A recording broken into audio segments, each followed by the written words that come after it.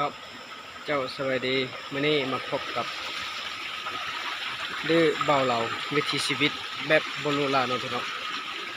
มื้อนี้ข้าพเจ้าได้มาเบิ่งนาเนี่ยบรรยากาศ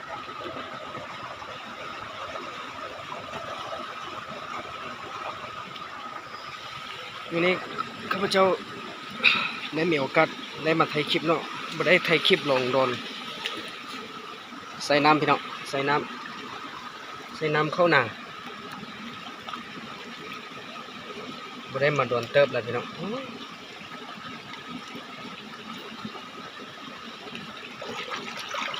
ไปแล้วพี่น้อง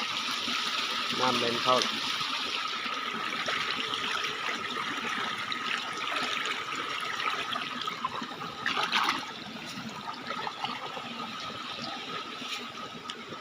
เดี๋ยวสิเก็บห้อยละสิพาทุกคนมาเฮ็ดกินก้อยห้อยเนาะพี่น้องมาเก็บตัวใหญ่ก่อนห้อยหลายพี่น้องห้อยหลายเติบอยู่พี่น้องน้ำเล่นเข้าละน้ำคุณเข้ามามันนึงสิบ่เห็นเนาะพี่น้อง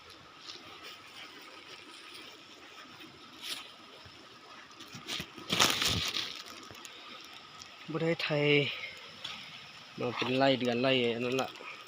บ่มีเวลาหรือว่าบ่ทันแบบมาไทยคลิปหน่อยพี่น้องเนี่ยบรรยากาศ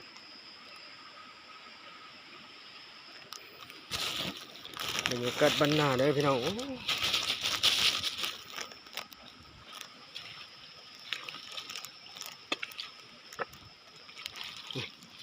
ห่วยน้อยเอาแต่ตัวเยอะเนาะ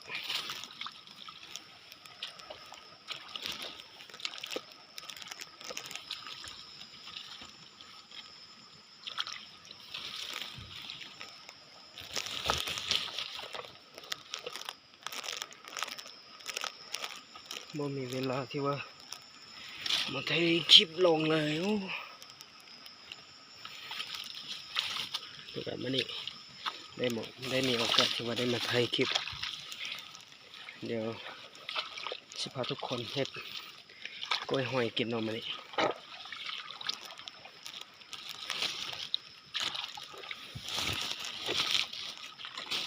หอยเยอะหอยกันไรอยู่บ่มีใครมาเก็บหอยจะเลือกเอาแต่จำพวกตัวใหญ่เนาะ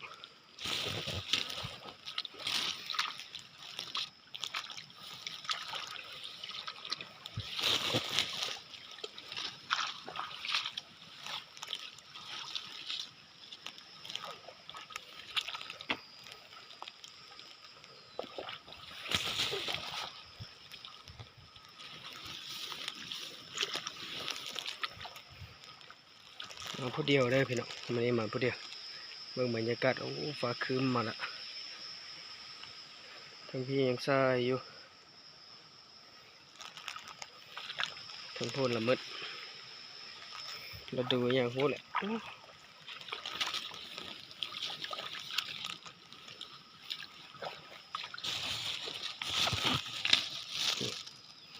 เก็บหอยได้พี่น้องไม่ได้กินก้อยหอยเนาะพี่น้องไม่ได้กินมาโดนละ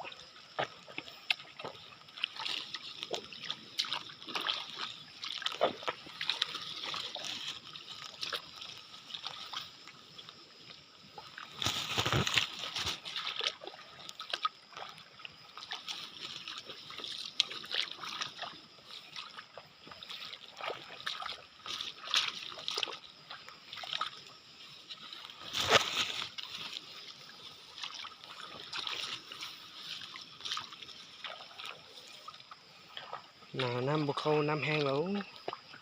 ลองเลย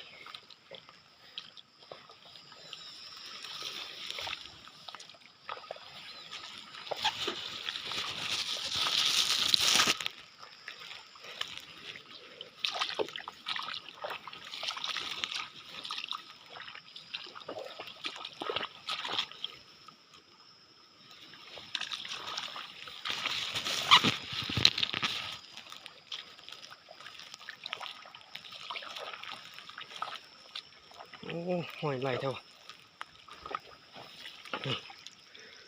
โอ้ย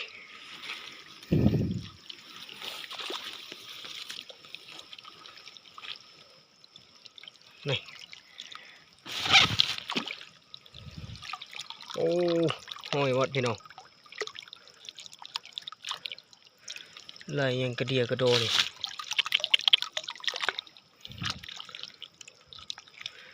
เลือกเอาแต่ตัวเยอะเนาะพี่น้อง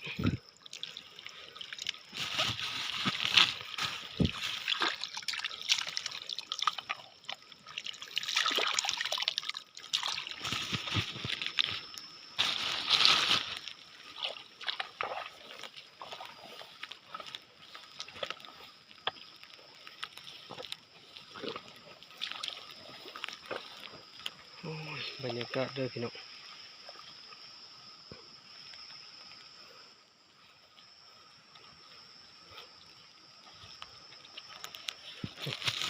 เก็บมุดเดียวได้สำนีแล้ว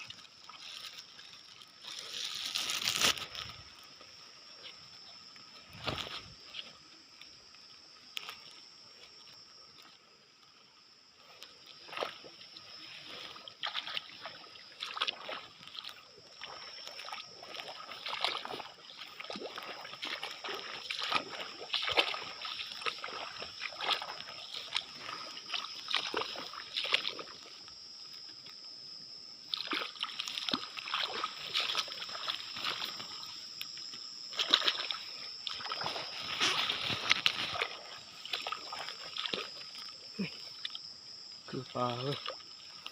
โอ้ลูกออดลูกกบคิดว่าปลา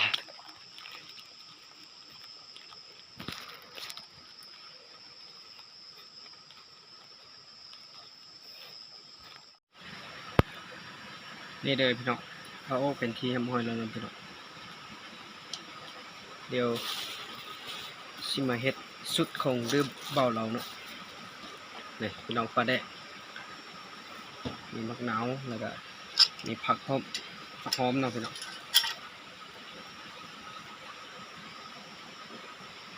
โอ้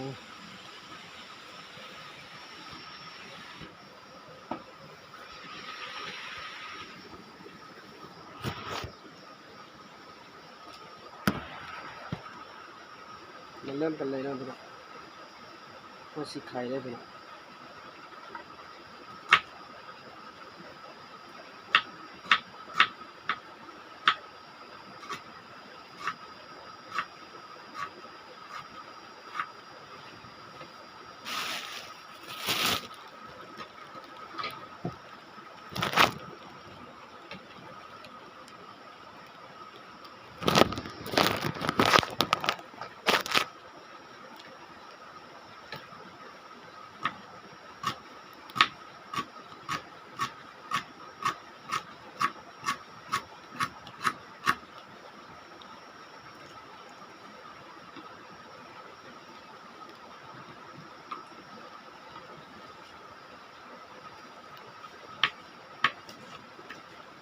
ต้มน้ำเลยพี่น้อง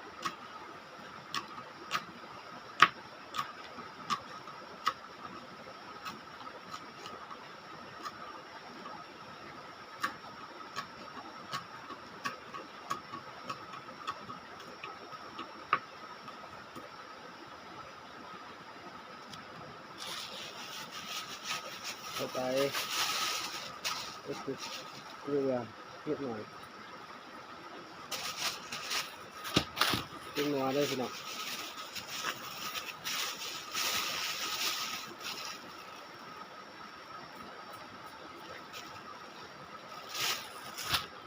ไปคั่วได้พี่น้อง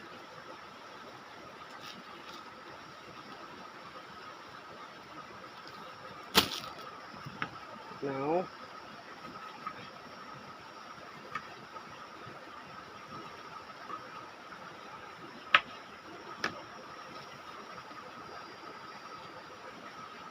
ก็เด็ดครับพี่น้อง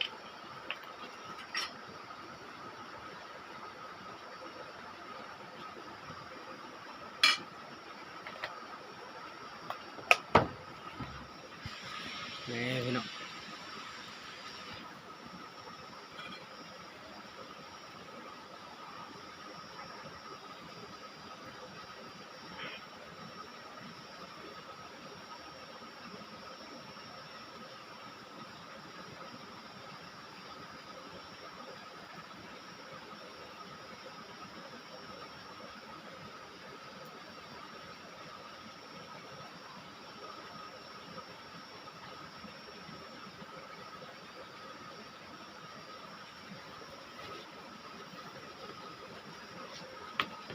คนครับพี่น้องครับ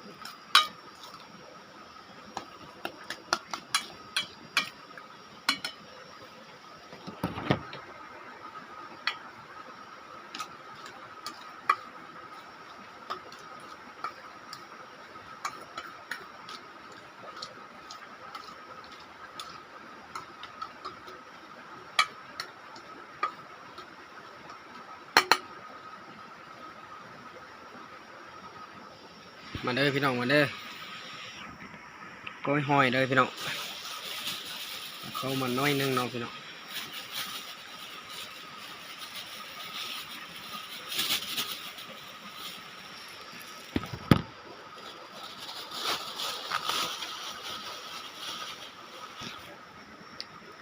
มาเด้อพี่น้องกินข้าวเด้อพี่น้องโอ้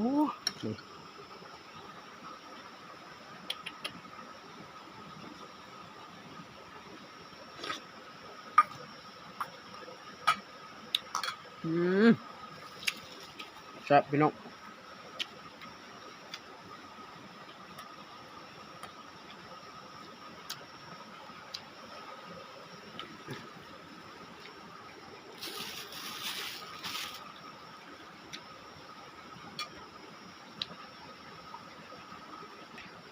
ลืมใส่มะเขือครับพี่น้องเอาจวดครับมันจะได้ละพี่น้องโอ้นี่เอาคำที่สองเลยพี่น้องใส่มะเขือหลายๆ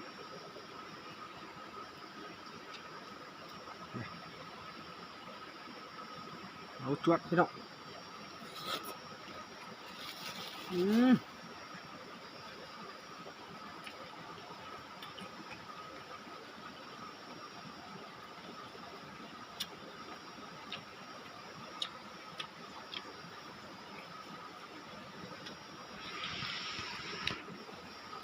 แซ่บหลายพี่น้องมันหนาว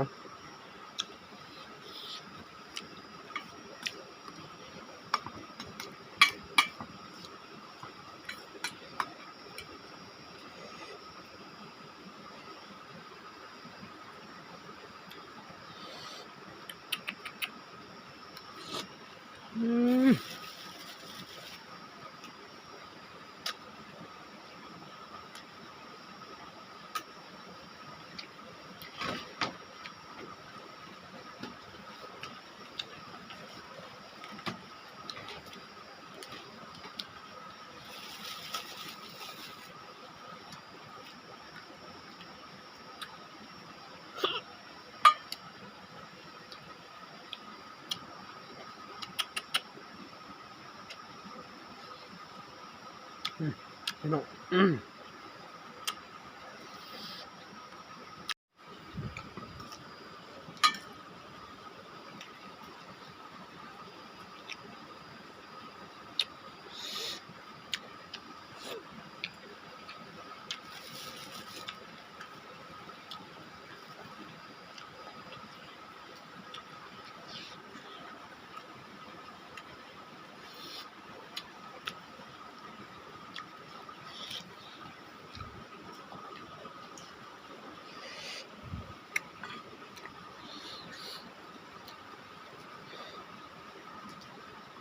โอ้ยแซ่บพี่น้อง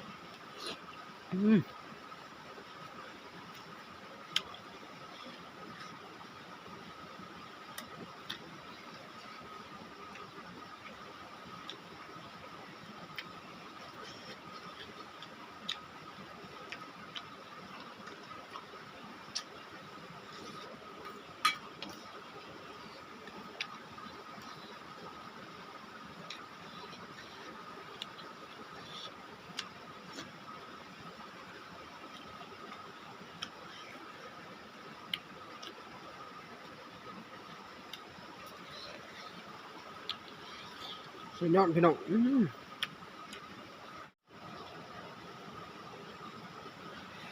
ก็จบคลิปไว้เพียงเท่านี้เนาะพี่น้องโอ้เสียบได้สุดยอดเลยพี่น้องกับมักคลิปนี้ก็อย่าลืมกดไลค์กดแชร์กดติดตามให้เป็นกำลังใจเพื่อเฮ็ดคลิปต่อไปได้พี่น้องโอ้เสียบได้พี่น้อง สุดดื้อเบาเหล่าเด้อพี่น้องเด้อ